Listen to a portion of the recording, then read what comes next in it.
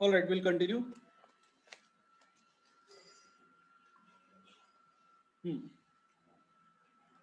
तो हम बात कर रहे थे सम इंडियन हिस्टोरियंस की, जिसमें कुछ हिंदू रिवाइवलिज्म के एलिमेंट्स वाले भी हिस्टोरियंस थे, जैसे कि हेमचंद्र रॉय चौधरी, आरसी मजूमदार, नीलकंठ शास्त्री।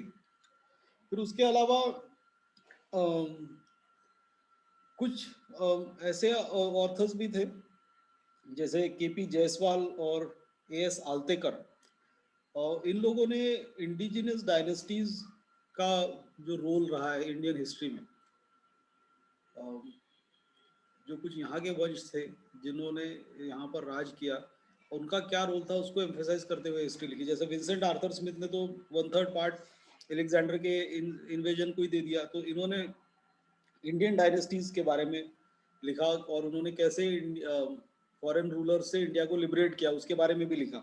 मतलब ये लिखा है नहीं, कोई इमेजिनरी स्टोरीज नहीं होती ये सब जो ये लिखते हैं, इसके पीछे इनका एक रिसर्च इन्वॉल्व होता है। ओके, सो केपी जायसवाल ने इंडियन डेस्पोटिज्म का जो ये था, ये मिथ, इसको एक्सप्लोर किया।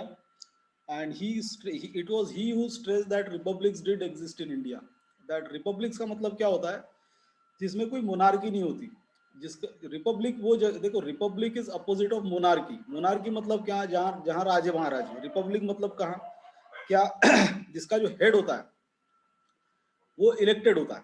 ओके, सो इलेक्टेड हेड्स वाली भी सिस्टम्स इंडिया में एग्जिस्ट कर चुकी है। उसका एक सबसे बड़ा एग्जांपल तो बुद्धा का ही है। बुद्धा के फादर जो थे, he was elected king, he was not a dynastic king, वो इलेक्टेड किंग था। और ऐसे और भी कई बार हुआ है, जैसे ये पाला डायनेस्टी जो बंगाल में थी, बंगाल एरिया में, उनका उनका जो फाउंडर था, ही वाज आल्सो इलेक्टेड। वो अलग बात है कि ये एक बार जो हेड इलेक्ट होकर किंग बनता है, इलेक्टेड किंग होता है, उसके आगे की जनरेशन्स फिर वो हेरिडिटरी ऑफिस बन जाता है उसके आगे, क्योंकि हर बार वो इलेक्शन नहीं होता। फिर एक बार जो किंग बन गया तो वो बन गया बस। तो वो एक्चुअली वो माइंडसेट ही इंडिया में वैसा ही है कि इंडिया में हेरिडिटरी फैमिली और इसको बहुत तवज्जो दी जाती है। और वो तो आज के मॉडर्न डेमोक्रेटिक पॉलिटिक्स में भी वैसा ही है। तुम देखो ना, यहाँ जितनी पॉलिटिकल पार्टीज है वो कोई ना कोई फैमिली ही चला रही है। बीजेपी को छोड़ के कांग्रेस कौन चला रही है? एक फैमिली। शिवसेना एक फैमिली चला रही है, आरजेडी एक फैमिली चला रही है, समाजवादी पार्टी फैमिली, उधर साउथ इंडिया में डीएमके। ठीक है, तो मतलब ऐसी बहुत कम पार्टीज है। अब तृणमूल कांग्रेस जो ममता बनर्जी की है, वो भी फैमिली चलाती, लेकिन ममता बनर्जी ने शादी ही नहीं की है, तो मतलब उसके बच्चे नहीं है जो उसको आगे चलाएंगे। अगर वैसा होता तो 100% उस पार्टी की बागडोर उन्हीं के हाथ में जाती। मतलब वो माइंडसेट है इंडियंस का वैसा।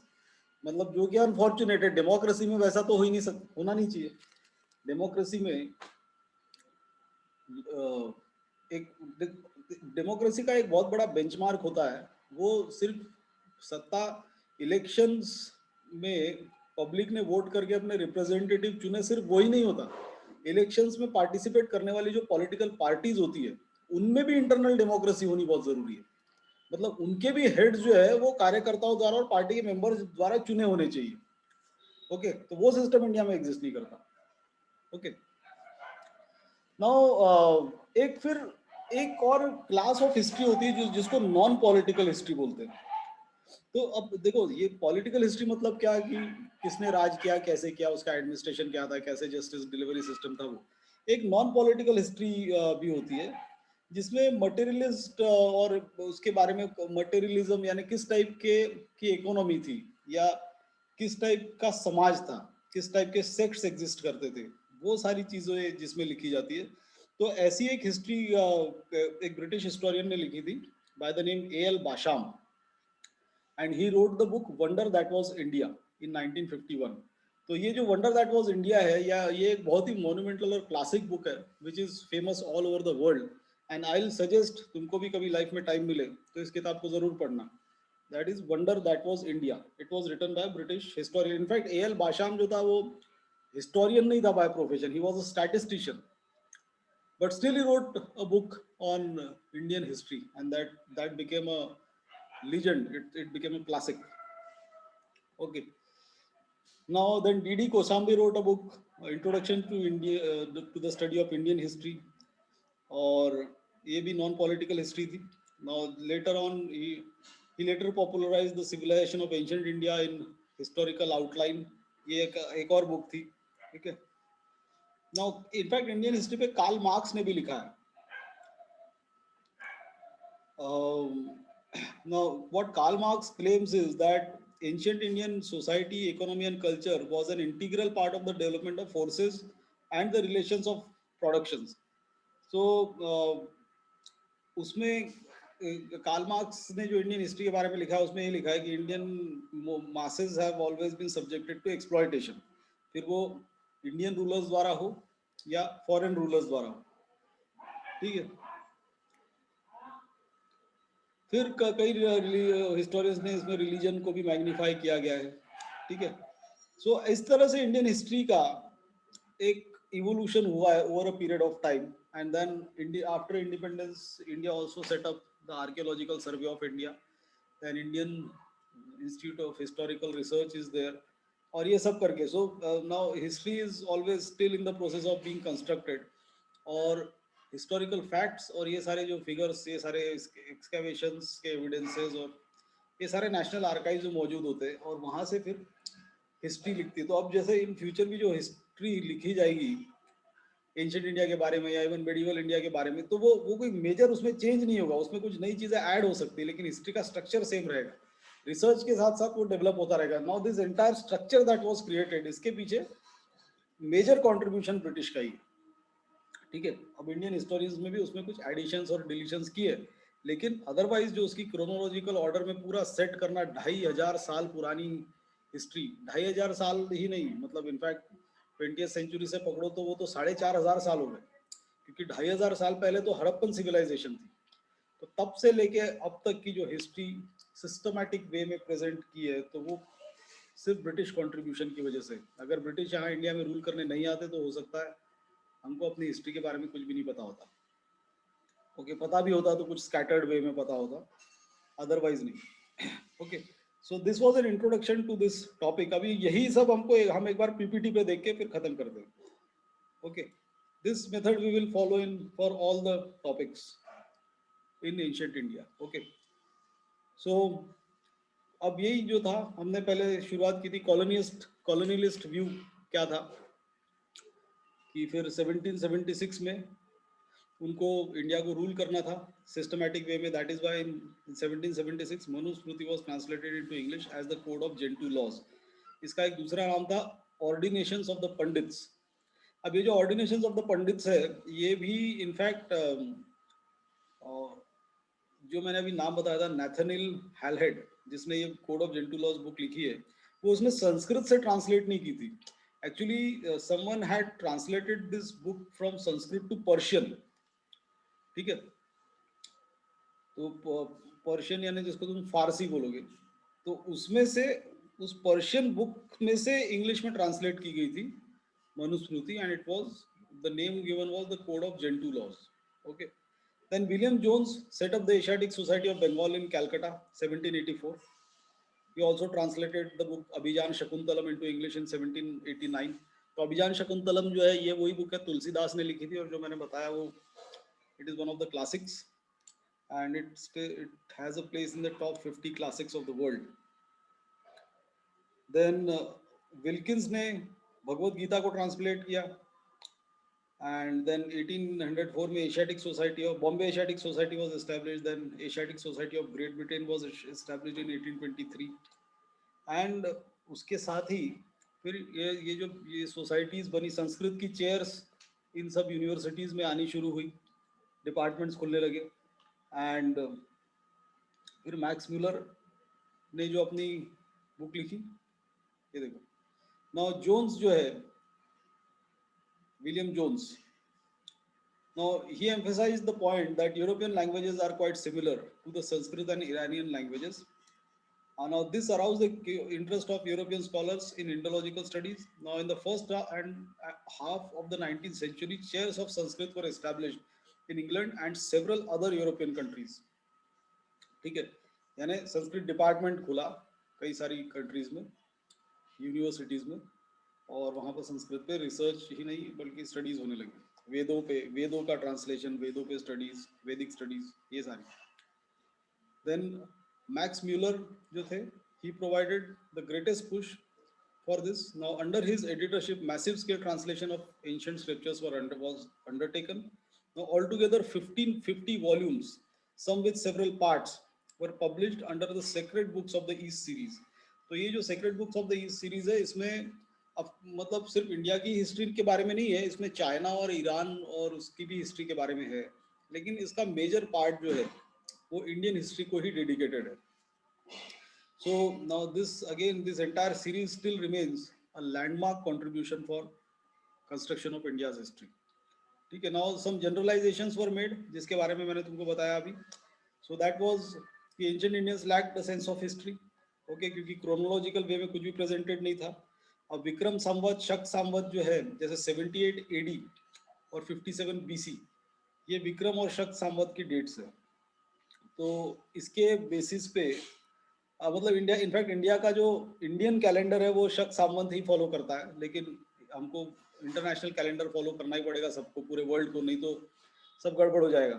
और वैसे आज की डेट में तो और भी गड़बड़ हो जाएगा अगर सब कंट्रीज अपना अपना कैलेंडर फॉलो करें, समझिए. तो एक स्टैंडर्ड कैलेंडर तो फॉलो करना ही पड़ेगा. ओके. देन इनका एक और जनरलाइजेशन था that Indians were accustom to despotic rule. Despotic rule का मीनिंग क्या है? Dictatorial rule. तो इंडियंस को किसी के अंडर में रहने की और कोई उन पर राज करे इसकी आदत है, इसीलिए ये बेसिकली जनरलाइजेशन क्यों की गई है, ताकि ब्रिटिश रूल को जस्टिफाई किया जाए. फिर एक और जनरलाइजेशन थी that Indians were engrossed in the problems of the next world and were least bothered about the problems of this world. So since they were not bothered about the problems of this world, so British thought it is their duty to take care of their problems of this world. क्योंकि Indians को अपने इस world के problem की तो चिंता है ही नहीं, वो पुरानी लाइफ और आगे की लाइफ उसी के बारे में ज़्यादा सोचते रहते हैं. प्रेजेंट लाइफ को तो माया मानते हैं. ठीक है. तो इसीलिए ये एक और रीज़न है कि ब्रिटिश रूल इंडिया में बहुत ज़रूरी है. Then Indians had never experience the feeling of nationhood और सेल्फ गवर्नमेंट. ये भी एक उन्होंने जनरलाइजेशन किया, जबकि ये पूरी तरह से सही नहीं है. इंडियंस में भी नेशनहुड की फीलिंग रह चुकी है और सेल्फ गवर्नमेंट की भी सिस्टम यहाँ पे रह चुके हैं. इंडिया में एक छत्र राज रह चुके हैं, अशोक का, समुद्रगुप्त का, औरंगजेब का. तो ऐसा कुछ नहीं है. और नेशनहुड की फीलिंग वो थोड़ा डाइसी सी है कि वो थी भी और नहीं भी थी, और ज़्यादा अगर देखा जाए तो नहीं थी, और अनफॉर्चुनेटली अभी भी नहीं है. देन ये जो थी, now most of the generalisations जो थी they were enshrined in the book by Vincent Arthur Smith. The name of the book was Early History of India, जिसमें 1/3 सेक्शन जो है वो एलेक्जेंडर्स इन्वेजन ऑफ इंडिया को दिया गया. ठीक है. Now it was the first attempt to systematic history of ancient India. Okay. Now some interpretations of Indian history served to denigrate Indian character and achievements and justify the colonial rule. तो अब Indian character को कैसे ये किया जाए, यानी basically India को कम आंकना जरूरी था. इसमें एक रेशियल सुपीरियरिटी की भी इनकी वो थी, यानी पहले एक रेशियल सिस्टम भी ये था, they believe that whites are superior race. ठीक है. जबकि सुपीरियर इंफीरियर कुछ नहीं होता, वो एक टाइम की बात होती है. अब जब ऐसे तो इंडिया में 2500 साल, 4,500 साल पहले 2500 BC में जब हड़प्पा की सिविलाइजेशन थी, तो तब तो पूरे यूरोप के लोग तो स्टोन एज में जी रहे थे, कपड़े तक पहनना नहीं जानते थे, यानी बॉडीज को वो एनिमल स्किन से ढकते थे. तो ये इस लेवल की सोसाइटी थी. तो अब उस समय तो ये बोलना चाहिए था कि ब्राउन पीपल आर सुपीरियर. तो वो सब टाइम की बात होती है. ओके. चाइना में एक बहुत बड़ी सिविलाइजेशन थी. सो नाउ अब लेकिन प्रेजेंट वे में उसको कैसे, ये इंडियन कैरेक्टर को कैसे डेनिग्रेट करेंगे, तो वो हिस्ट्री राइटिंग के थ्रू एक बहुत अच्छा जरिया हो जाता है. तो हिस्ट्री ही ऐसी प्रेजेंट कर दो कि ब्रिटिश रूल जस्टिफाई हो जाए. Okay. Then some were, now these generalizations जो थी, now some were valid as Indians did not show strong sense of chronology like the Chinese. Now most but most generalizations were grossly exaggerated. ठीक है, तो जैसे अब यहाँ पे कभी नेशनहुड की फीलिंग ही नहीं थी, वो भी एक एग्जैजरेटेड ये है. देन यहाँ पर सेल्फ गवर्नमेंट कभी नहीं थी, वो भी एग्जैजरेटेड चीज़ है. इंडियंस ने बहुत अच्छा भी रूल किया है. अशोक और इसके टाइम का जो एडमिनिस्ट्रेटिव सिस्टम है, जो ब्रिटिश हिस्टोरियंस ने अल्टीमेटली प्रेजेंट किया, वो इतना इलाबोरेट और इतना सेंट्रलाइज था. It almost function like modern bureaucracy. यानी एक पूरा सेंट्रलाइज्ड कंट्रोल कैसे था पूरे एम्पायर पे, वो और बहुत सिस्टमेटिक रूल था, जिसमें आर्मी के डिविजन्स थे, एडमिनिस्ट्रेशन के डिविजन्स थे, एक पूरा सिस्टम था टैक्सेशन का, फिर उसके डिस्ट्रीब्यूशन का, और एवरीथिंग वाज परफेक्ट. इनफैक्ट ऐसा, और फिर कौटिल्य ने जो अर्थशास्त्र लिखी थी, वो वो एक मॉन्यूमेंटल बुक है पब्लिक एडमिनिस्ट्रेशन की. पूरे वर्ल्ड में जहाँ भी पब्लिक एडमिनिस्ट्रेशन पढ़ाई जाती है, वहाँ कौटिल्य अर्थशास्त्र पढ़ाया 100% पढ़ाया जाता है, पूरे वर्ल्ड के किसी भी यूनिवर्सिटी में. तो अब ऐसा तो है नहीं कि यहाँ पर एडमिनिस्ट्रेशन था नहीं, सेल्फ तो वो रह चुका है, लेकिन इन लोगों ने उसको एग्जैजरेट किया. उसको basically they wanted to downplay the role of Indians, और you can say the Indian character.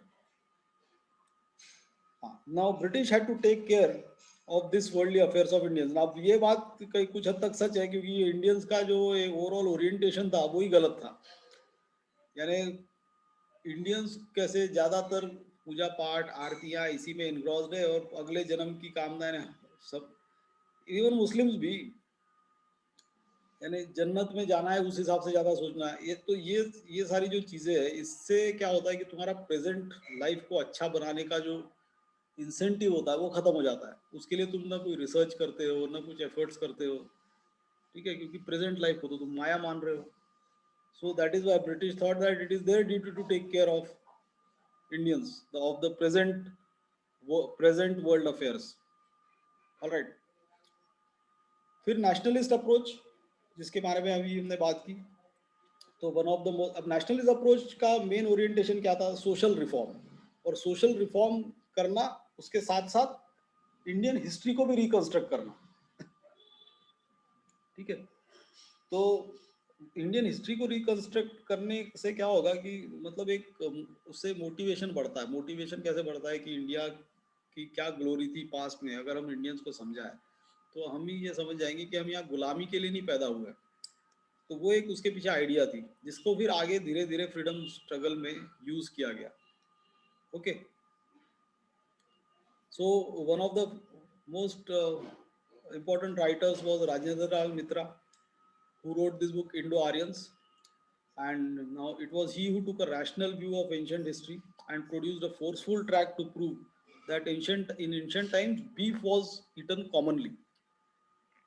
Okay, then और ये जो इनफैक्ट फिर बीफ जब कॉमनली ईटन था, तो अचानक गाय भगवान कहाँ से बन गई?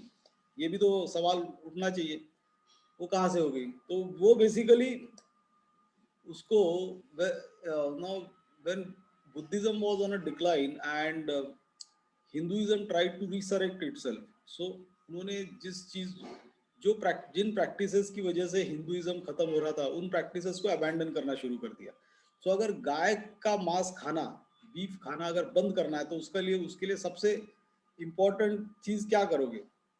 उसके लिए सबसे आसान तरीका कौन सा है? तो तुम गाय को ही भगवान का रूप दे दो. यानी गाय के अंदर ही ढेर सारे भगवान बसते हैं, ये ये मिथ या ये आइडिया फैला दो, तो obviously no one would hurt a cow. ठीक है, और कैटल वेल्थ भी उससे बढ़ेगी. So basically many elements of Buddhism were incorporated into Hinduism. तो नॉन वायलेंस वाला जो वेजिटेरियनिज्म एंड नॉन वायलेंस की आइडिया जो है, वो बुद्धिज्म में पहले थी, वो फिर हिंदुइज्म में दोबारा ले ली गई. And it was since then that the Brahmins got converted into vegetarians. Okay, earlier it was commonly eaten.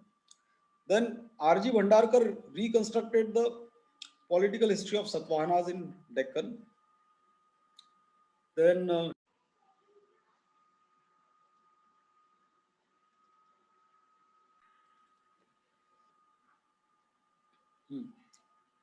so R.G. Bhandarkar advocated widow remarriages in those days and criticized the evils of caste system and child marriage. तो Indian society में ये कई सारे मैल practices आ चुकी थी। In fact वेद ऋग्वेदिक time पे उस पे मतलब एक क्लियरली मेंशन्ड है वेदों में कि गर्ल्स की मैरिजेबल एज 16 ईयर्स के ऊपर होनी चाहिए, जबकि वो सब चेंज हो गया था। बाद में चाइल्ड मैरिजेस होने लग गए थे। तो चाइल्ड मैरिज होना वो एक वो एक इविल सिस्टम ही है, because it puts too much burden on a woman. तो यानी फिजिकली एंड इमोशनली ऑल्सो। सो वो एक प्रॉब्लम था, उसके बारे में उन्होंने क्रिटिसाइज किया। देन कास्ट सिस्टम जो प्रॉब्लम था, इसके बारे में आरजी भंडारकर ने काफी लिखा। No he advocated widow remarriage, जो उस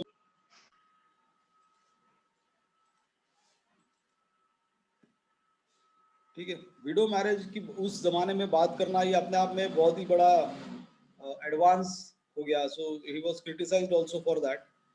no widow marriages, actually widows की हालत बहुत खराब थी उस जमाने में। They were almost outcast. और विडोज हो भी जाती थी इसलिए क्योंकि क्या था, चाइल्ड मैरिज होती थी, यानी एज डिफरेंस बहुत रहता था कई बार। यानी 15 साल की लड़की की शादी हो रही है 50 साल के आदमी के साथ, अब वो तो ऑब्वियसली मर जाएगा जल्दी। तो ये हो गई विडो। अब इसकी बाकी की जिंदगी इसको विडो की तरह बितानी है, और वो एक मिजरेबल लाइफ, यानी उसको खाना भी नॉर्मल नहीं खाना है, फिर रहना कैसे है, फिर सेक्लूडेड रहना है। और उसमें बहुत सारे in Maharashtra widows had to shave off their heads also. So यानी बहुत सारे फैक्टर्स उसमें इन्वॉल्व थे। ओके, तो इन सब का क्रिटिसिज्म किया। Then V K Rajwade compiled the Sanskrit manuscripts and Maratha history in 22 volumes. Now history of institution of marriage remains the classic even today. So it was he who basically wrote about the history of institution of marriage. फिर पांडुरंग वामन काने ने लिखी history of धर्मशास्त्रास, जो 5 volume में लिखी गई। Now it presently acts as an encyclopedia of social laws and customs. Okay, then D R Bhandarkar. D R Bhandarkar is the son of R G Bhandarkar, ये जिसने हिस्ट्री ऑफ सतवाहनास के बारे में लिखी। तो he book publish books on Ashoka and on ancient Indian political system. Then Hemchandra Roy Chaudhuri के R C Majumdar and Nilakanta Sastri, जिनके बारे में मैंने अभी बताया। Now they talked about Hindu revivalism. इनके हिस्ट्री में हिंदू रिवाइवलिस्ट टिंज है। Now Hemchandra Roy Chaudhuri criticise Ashoka's policy of peace. Then he constructed ancient Indian history from 10th century BC till the end of Gupta Empire. तो he also wrote about Mahabharata and other things. तो वैसे तो महाभारत की as such वो तो काल्पनिक है। उसकी जो बैटल हुई थी बिटवीन 2 क्लैंस, उसके बारे में जो भी कुछ एविडेंस मिला था, he presented it. Then R.C. Majumdar, he edited the multi-volume publication History and Culture of Indian People. His works also showed elements of Hindu revivalism. Then Nilkanta Shastri wrote History of South India. Now, he emphasized the cultural supremacy of Brahmanas and also highlighted the harmony that prevailed in early Indian society.